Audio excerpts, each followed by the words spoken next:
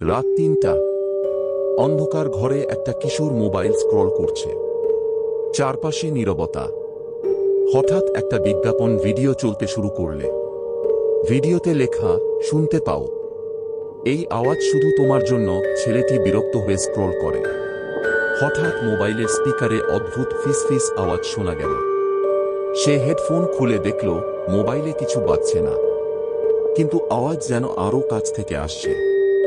ছেলেটি ভাবল, গায়ে ঠান্ডা শিরশিরে অনুভূতি হল। সে মোবাইল রেখে পেছনে তাকাল। খাটের কোনায় একটা ছায়া বসে আছে।